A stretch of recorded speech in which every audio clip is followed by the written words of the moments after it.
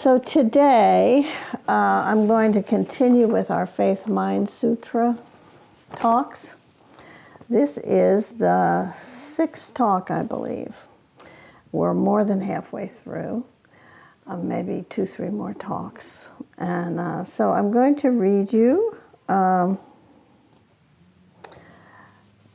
what we've talked about so far so that you have some kind of context to put today's lines into. So, this is the Faith Mind Sutra by Sang San, and it goes like this. The Great Way is not difficult for those who have no preferences.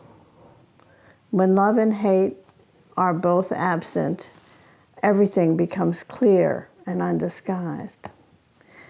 Make the smallest distinction, however, and heaven and earth are set infinitely apart. If you wish to see the truth, then hold no opinions for or against anything. To set up what you like against what you dislike is the disease of the mind. When the deep meaning of things is not understood, the mind's essential peace is disturbed to no avail. The way is perfect, like vast space where nothing is lacking and nothing is in excess. Indeed, it is due to our choosing to accept or reject that we do not see the nature of things. Live neither in the entanglements of outer things nor in inner feelings of emptiness. Be serene in the oneness of things, and such erroneous views will disappear of themselves. When you try to stop activity to achieve quietness, your very effort fills you with activity. As long as you remain in one extreme or the other, you will never know oneness. Those who do not live in the single way fail in both activity and quietness, assertion and denial. To deny the reality of things is to miss their reality. To assert the emptiness of things is to miss their reality. The more you talk and think about it, the further away you wander from the truth. Stop talking and thinking, and there is nothing you will not be able to know. To return to the root is to find the meaning, but to pursue appearances is to miss the source. At the moment of inner enlightenment, there is a moment of going beyond appearance and emptiness. The changes that appear to occur in the empty world we call real only because of our ignorance. Do not search for the truth, only cease to cherish opinions. Do not remain in the dualistic state. Avoid such pursuits carefully. If there is even a trace of this and that, of right and wrong, the mind will be lost in confusion. Although all dualities come from the one, do not be attached even to this one. When the mind exists undisturbed in the way, nothing in the world can bother us. And when a thing can no longer bother us, it ceases to exist in the old way. When no discriminating thoughts arise, the mind ceases to exist. When thought objects vanish, the thinking subject vanishes, just as the mind vanishes, objects vanish. Things are objects because of the mind. The mind is such because of things. Understand the relativity of these two and the unity of emptiness. In this emptiness, the two are indistinguishable, and each contains in itself the whole world. If you do not discriminate between coarse and fine, you will not be tempted to prejudice or opinion. To live in the Great Way is neither easy nor difficult, but those with limited views are fearful and irresolute. The faster they hurry, the slower they go, and attachment cannot be limited. Even to be attached to the ideas of enlightenment is to go astray. Just let things be in their own way, and there will be neither coming nor going. Obey your own nature, and you will walk freely and undisturbed. When thought is in bondage, the truth is hidden, and everything is murky and unclear. The burdensome practice of judging brings annoyance and weariness. What benefit can be derived from distinctions and separations? All right, so that's what we've covered so far. Today I've picked a really short portion because we're going to do it a little differently today. I've given you a bunch of talks on this. Now we're going to see if you learned anything. So today, these are the lines we're going to do, just 4 lines. If you wish to move in the one way, do not dislike even the world of senses and ideas. Indeed, to accept them fully is identical with true enlightenment. Wise ones strive for no goals, but foolish people fetter themselves. There is one Dharma, not many. So those are today's lines. How we'll do this is we won't have you come up because it's kind of cumbersome with a lot of people. But you just raise your hand and when you want to speak, and I'll call on people, and you can have your say about this. So we're going to take it line by line, as I do when I talk about it. So here's the first line. If you wish to move in the one way, do not dislike even the world of senses and ideas. If you wish to move in the one way, do not dislike even the world of senses and ideas. So does anybody want to venture an opinion about what this might possibly mean? We're not so much looking for the right answer, but just, what kind of connection does it make to your thinking and feeling? Vito? So I guess I feel like a lot of times, like, the people who study Zen, they're like, okay, I just have to not think, or I have to completely avoid,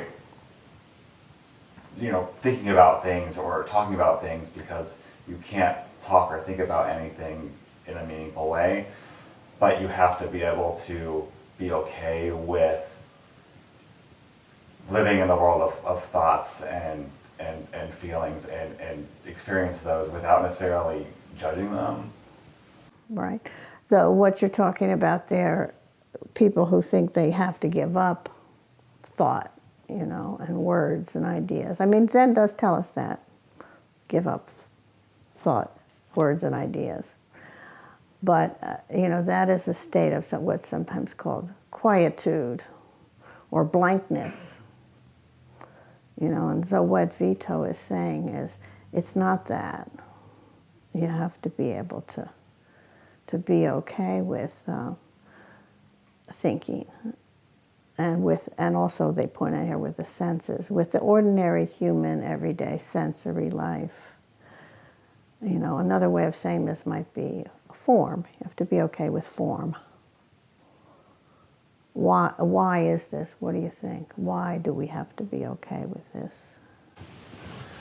For me, it kind of takes effort to kind of resist the forms and ignore them, because they're part of what's here and now at the moment.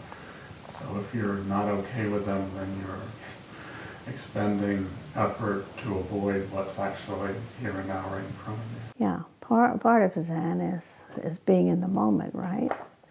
And part of that moment is whatever exists in form right in front of you at that moment. I mean, you're in big trouble if you're not okay with the senses and ideas, and you're human. Because can we get rid of them? Some of you have spent a lot of time on your cushion trying to get rid of them, you know. Sometimes you come to interview and you say, oh, I'm just thinking so much. Well, of course you are. So am I. You know, it's what our minds do. They just churn out stuff. I mean, Sang San himself has spent lots of lines in this sutra telling us not to discriminate, right? Great way is not difficult for those who have no preferences.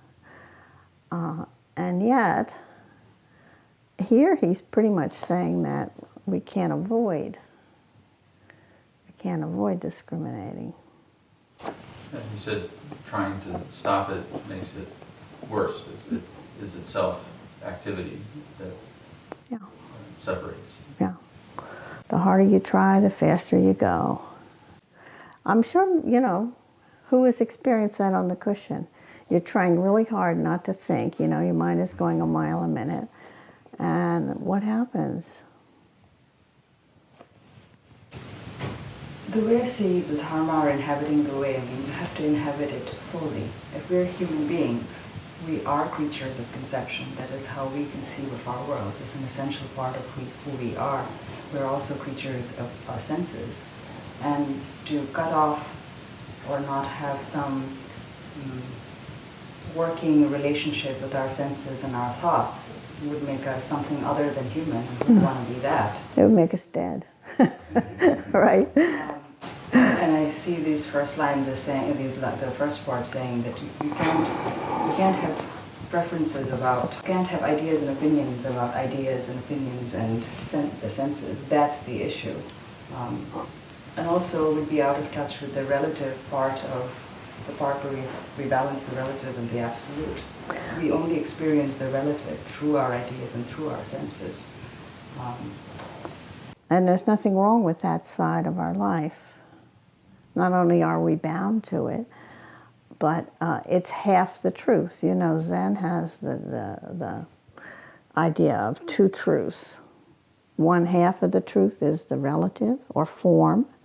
The other half is the absolute or emptiness. We know from former studies and talks that that big scary word of emptiness just means that, not that things don't exist, but that they don't exist in the way that we think they do. We treat them as though they existed permanently and they were never going to change. Isn't that how we take things in our life? We have this great job, we never think that we're going to get fired, and so on and so forth. We have a great relationship, we never think it's going to end.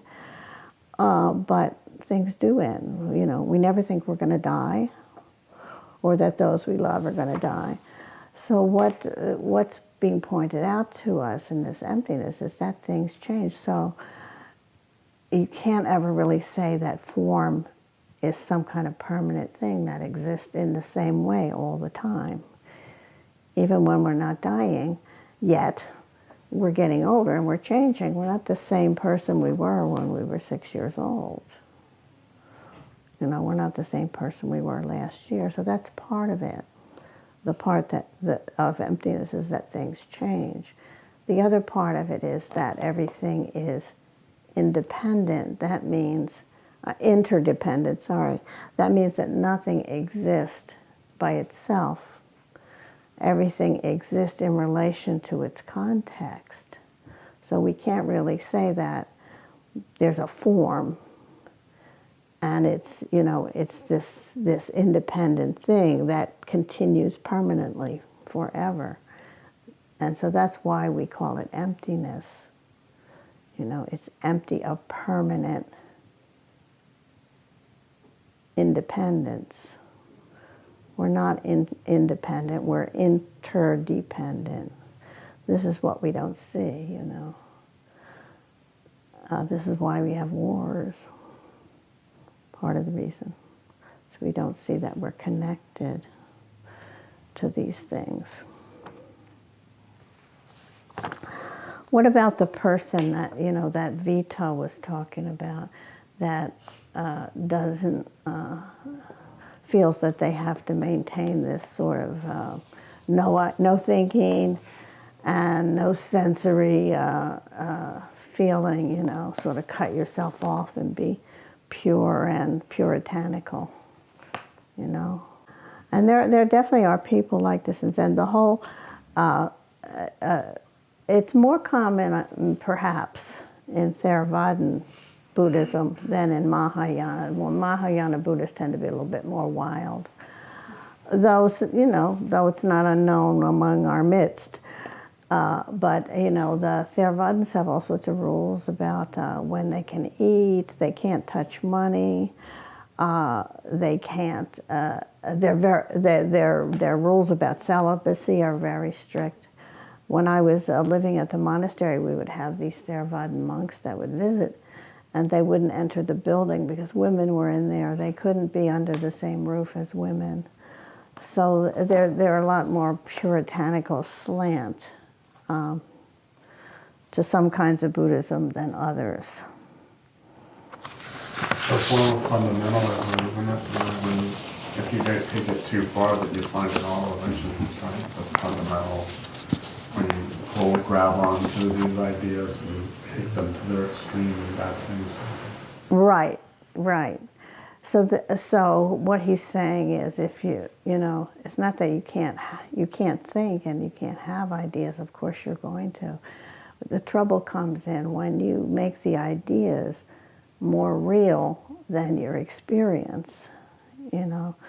This is what, ideas can be totally irrational, opposite of each other. Life has no paradoxes, right? Love and hate are the opposite. But we all know that in life that we often hate at times the same person we love and vice versa. So there aren't, in lived experience, there are no paradoxes. When you start thinking about them in words and ideas, then it becomes, incompatible. You can't see how they could exist at the same moment, in the same person, in the same situation. And yet they do. I've known some folks like that, who practice Zen, and they're not in this group, but they're like remarkably insensitive to other people. They're sort of into their own thing. Yeah. My first teacher used to talk about how people use Zen to turn off and tune out, and I've had students come and tell me in an interview, oh, I sit 4 hours a day or something. I mean, you don't need to sit 4 hours a day unless you're doing session. It's a way of cutting off and not experiencing your life, of trying to control, what you can hide out from in Zen or in meditation is your feelings, if any, and your negative thoughts. So if anything comes up you don't want to deal with, you just push it away and tune into your breath or whatever. May I offer one more comment? I think it's the exact opposite for me. Practices unfortunately put me too much in touch with my feelings. So at times that they're quite difficult to deal with. Mm-hmm. Well, that's impossible to be too much in touch with your feelings.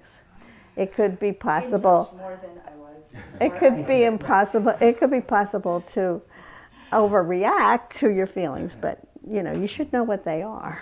But I think it's more along the lines of perhaps I was more out of touch with them before. That could be. Mm-hmm.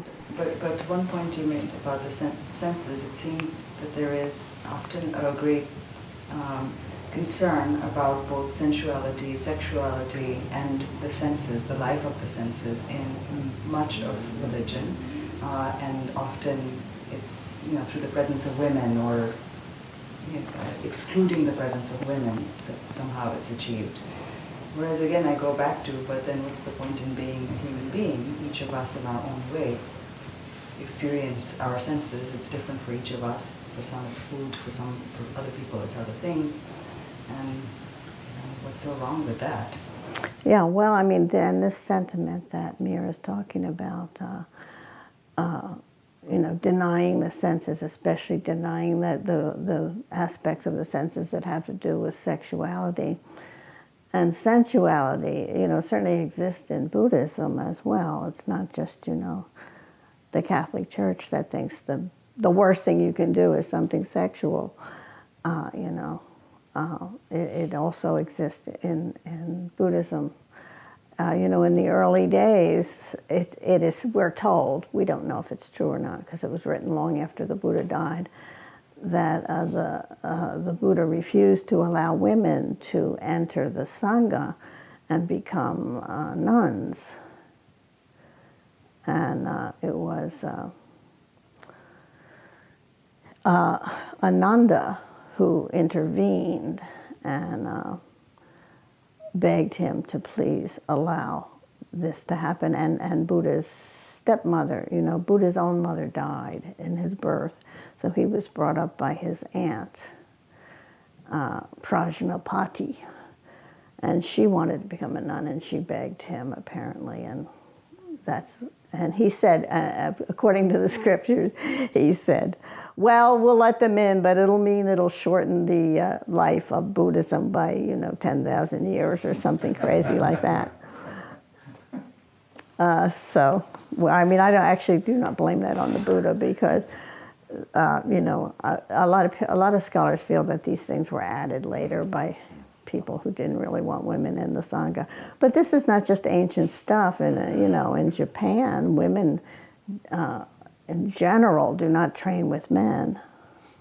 It's in America where these big changes have taken place. And residential centers have men and women living together and training together and doing exactly the same training. In Japan, the training of nuns tend to be like tea ceremony and flower arranging, not koans and meditation. So, one comment on that. Just the one thing I find sometimes a little challenging to reconcile is the idea of working for change. Trying to change things and having preferences. Because on the one hand, there's the idea of not having preferences, accepting what is, but then there's also going on the Women's March or yeah, that is a kind of contradiction. But you have to remember that the moment of acceptance is in the moment, and if you don't like what's happening in the moment, the next moment you're perfectly free to work to change it. That will be what's happening in the next moment. So when you say acceptance and recognition of what is, life as it is, we chant this, we're talking about, okay, right now, that's life as it is. But it doesn't mean we can't have other ideas about how it should be. All right, let's go on to the second line. Second line, indeed, to accept them fully is identical with true enlightenment. What they're talking about accepting here is ideas and senses. So what about this? Why would he say that ideas and senses are identical to enlightenment? Aren't these the very things that ordinary unenlightened persons deal with all the time and think are the real world? The wording was accepting them fully was equivalent to enlightenment, right? Mm-hmm. Indeed, to accept them fully. But the opposite of that would be to reject them, which is taking a preference. Yeah, that's what the first line says too. Don't reject them. Right. So this is kind of the reverse of the first line, right? He tells us here, senses and ideas are identical with enlightenment. Why is this? Go ahead, Peter. I've often found that one of the ironies of, I don't know if it's an irony, one of the things I enjoy about Zen practice is that it is very sensual. starting from, wow, my knee really hurts, to, And you enjoy that. Okay. to doing orioki, where, all the smells, the sounds, the tastes, listening to the liturgical instruments, listening to you in the kitchen preparing orioki. It's almost musical, and I enjoy that a lot. So that's that's having a preference, I suppose, but it's not rejecting. And if enlightenment, one of the things that Dogen teaches is, we're enlightened just as we are right now. It's not something that we go out and achieve. And so that sense of Zen practice as being open to whatever's happening right now in our enlightenment is the living of it. Mm-hmm. This is an interesting point that Peter brings up, that Zen itself, the practice, the teaching incorporates sensory things as part of the teaching. Even using the body to bow, for example. This is a form. And you should be experiencing this sensorily in your body as you do it, not off somewhere in your head. Chanting, same, it's a whole.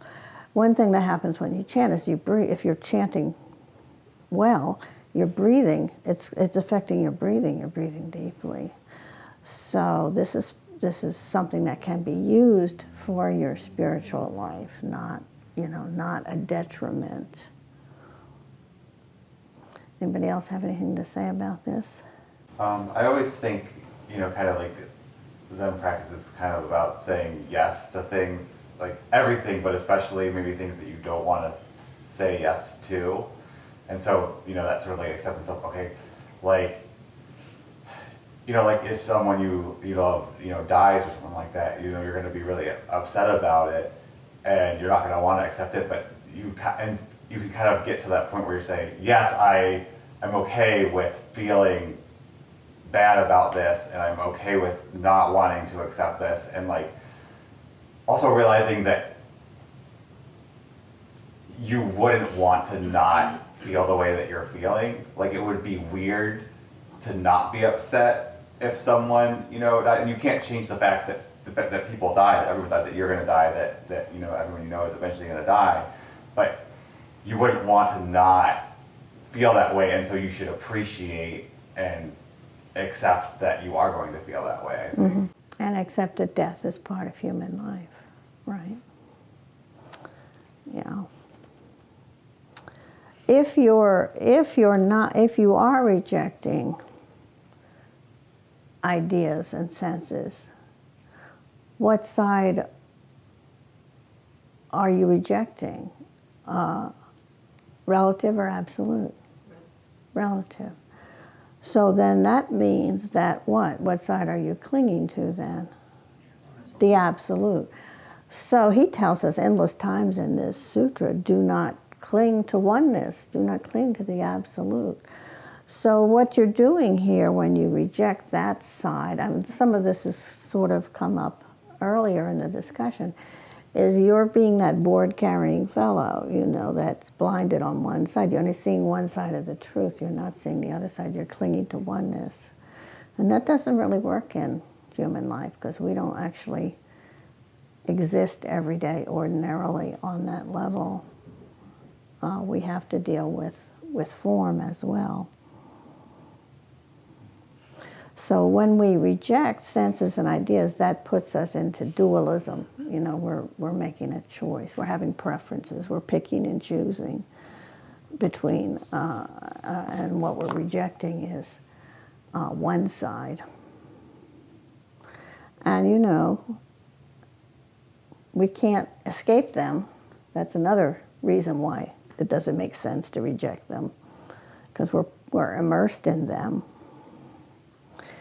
And the other, a lot of you who brought up this is that when you try to push anything down, what happens to it? Yeah, it grows bigger. This is where, you get like road rage, people who aren't in touch with their anger and their rage. some little thing happens, and next thing you know, they're giving you the finger and bumping into your car with their fender or what. I mean, there have been incidents of people jumping out of their car with a gun because somebody cut them off, stuff like that. In Philadelphia, there's like an organization of mothers whose children have been killed by gun violence. And some of them are very powerful speakers. And I heard one woman talk about how her son was killed. He was parking his car in front of his house. And a guy across the street or something fancied that was his parking lot. And he ran out and shot him. That's how she lost her son. He was so enraged that this guy... Now, nobody could be that enraged over a parking... There's got to be a story behind that. A lot of stuff building up. So, all right, let's go on to the third line. Here's the third line. It says, wise ones strive for no goals, but foolish people fetter themselves.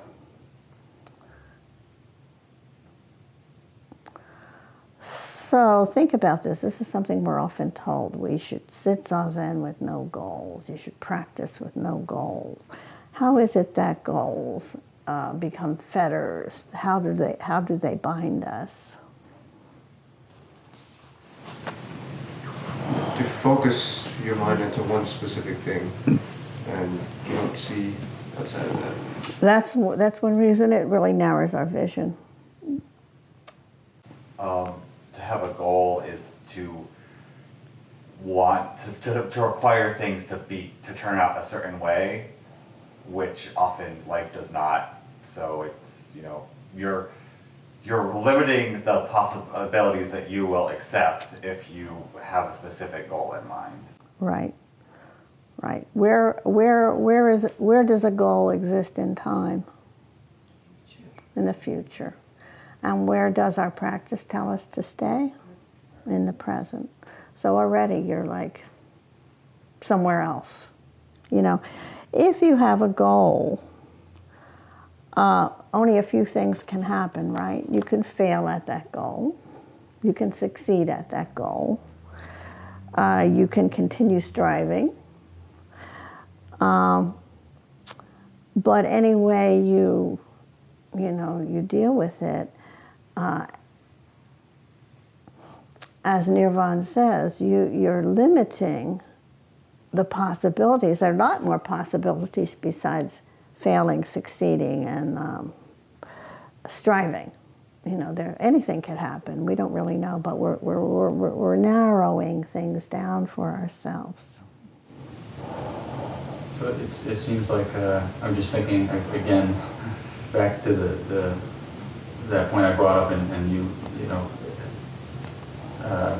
talked about being in the moment, and so is it possible to have both at the same time, to have and work towards a goal, like an activist goal, a political goal, and while still being kind of in the moment and accepting that fully? Right. That's the trick. That if you feel that your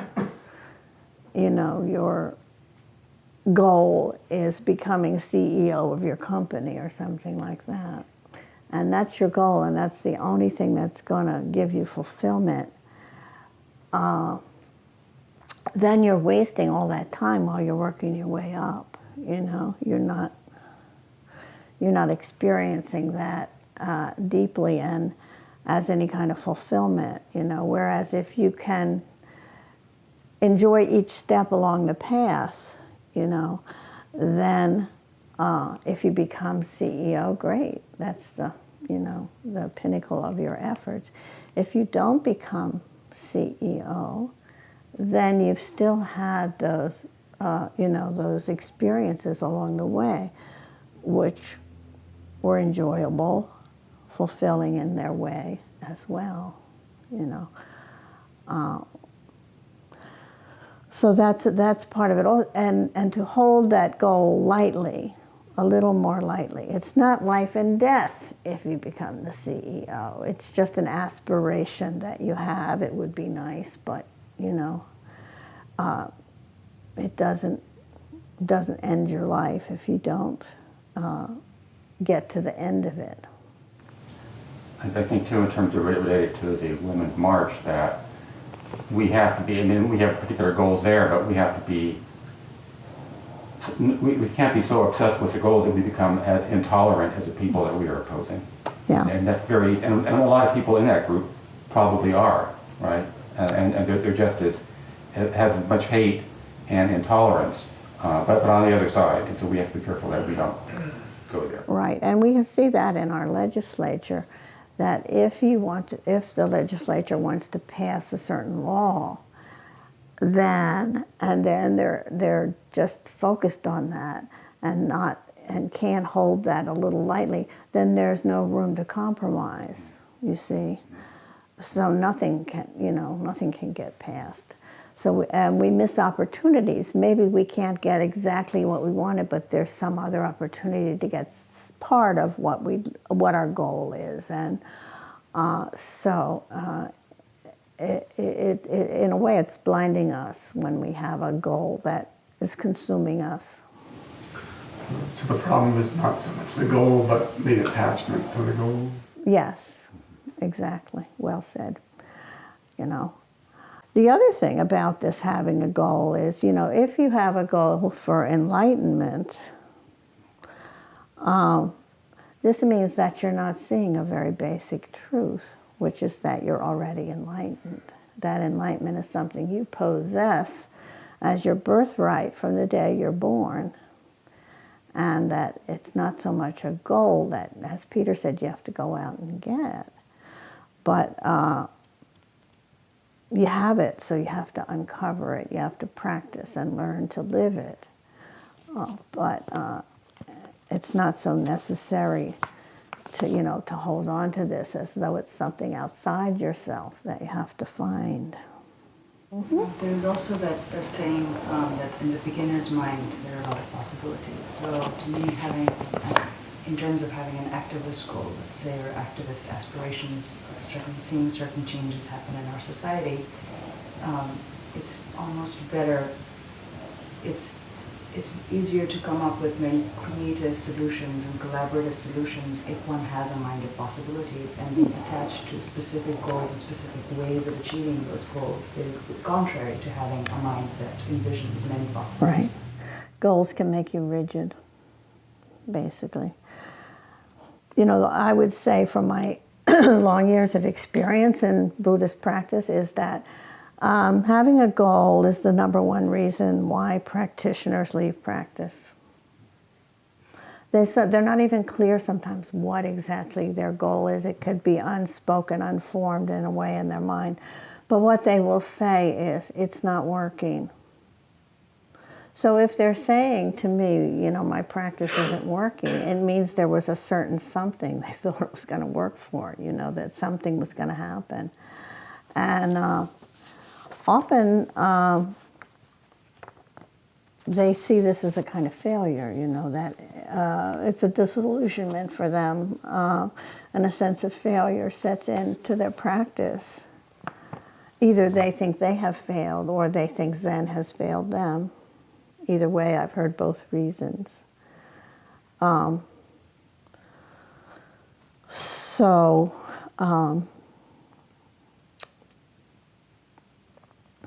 This can be a dangerous thing, too, to have a goal in that way. Often these people who are saying it's not working are right on track. They just had some other time frame in which they thought their practice was going to make a difference. You know, it sometimes takes a long time. So it means that their goal was pretty much right away. They were going to transform their life. When I first went to a Zen center, I had no intention that 30 years later I'd be, you know, still sitting on a cushion. I thought, well, I was interested in Zen and so on, but I thought I'll go there, a few years, and I'll step out and take care of my life. Doesn't work that way. In my experience, because I said sort of the opposite, which is that I practice Zen for several years, but then I have all these doubts in terms of that I'm not doing what I should be doing, and so on. And so that would drop off for a few years, and then I would start back. And part of it, and now I finally figured out what the problem was, which is that the doubt is part of the process, which I didn't get. I thought the doubt was real, in terms of that, and somehow I was different as a result of this, but it's a natural process that we all go through. Yeah, it is real. The doubt is real, but this is considered one of the 3 pillars of Zen, right? Faith, doubt. I forget what the third one is. So, yeah. Probably effort or something. Perseverance. Okay. Perseverance. Yeah. So what about Dogen? Dogen is always telling us that we should do shikantaza, which is translated as just sitting. Don't reject anything. Don't get overly clinging and excited about any good thing that's happening. Just sit, let it all come up, let it go. So how does this relate to no goal?